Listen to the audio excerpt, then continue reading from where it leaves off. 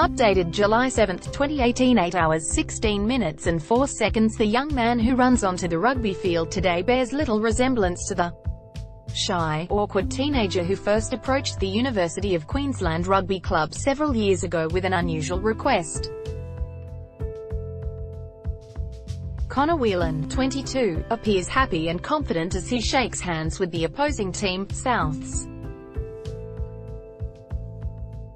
Head coach Paul Farmer still remembers well the nervous autistic boy who first came to see him with his father, asking for something largely missing from his life: inclusion. He brought with him a need to be part of a team, part of a family, part of a culture, and that's something this club I don't think had experienced, Mr. Farmer said. The club had never tried to integrate someone with a disability, but decided to give it a try. 4 years on, we can't get rid of him. He's at everything, Mr. Farmer said. He's running on the touchline, he's supporting the women's teams, the men's teams, the Colts teams. He's one of the first here and he's one of the last to leave. Connor's integration didn't happen overnight, according to his father Michael Whelan. The family initially wished their vulnerable son had found a different passion in life. At school, Connor was bullied and excluded from rugby games. No one really passed me the ball. People were being rude, people thought I wasn't good enough, I guess, he said. His mother Helen Whelan said never in her wildest dreams would she have thought a rugby club would be the place for Connor. I would have thought a nice little chess club or a nice little board games club might be a nice starting point, she said. But Connor wanted nothing but rugby, so they made an approach to UQ Rugby.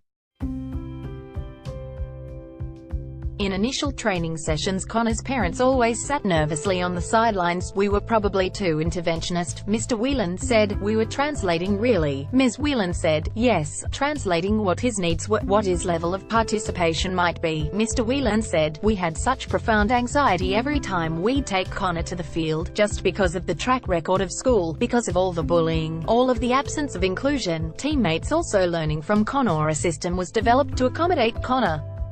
He wears a red jersey to signal he should be tackled with less force than other players.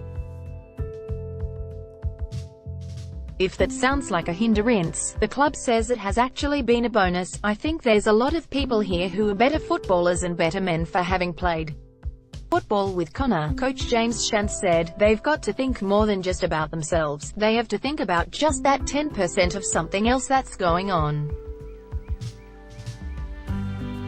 And that's life in general, and Connor's taught them that. These days Connor's family couldn't be happier, overwhelmed that he has been welcomed as one of the blokes. We were amazed at how much the boys stepped up to think, oh, this is an opportunity for me to lead. This is an opportunity for me to be the best I can be, Mr. Whelan said. Even though boys will be boys and they're out there having fun and having a few beers, Connor's very much a participant and not a mascot. Before Connor joined the club, he didn't have a social life almost. Connor's younger brother Lachie Whelan said, being at home with family was really the only relationship he had with anyone. He says Connor is now one of the busiest members of family. Connor knows he is lucky to have had a family who helped make his dreams come true, and to have found a second family in UQ Rugby. I'm just very grateful for the opportunities I've got today, he said.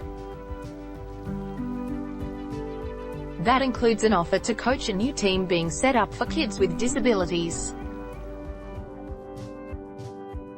Even when UQ takes a beating, there are beers and laughter in the clubhouse afterwards, for this is a team that has learned there is more to winning than just the final score.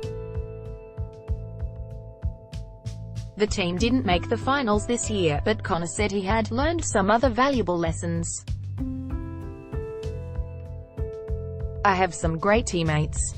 I'm always enjoying my mates, every second of the way.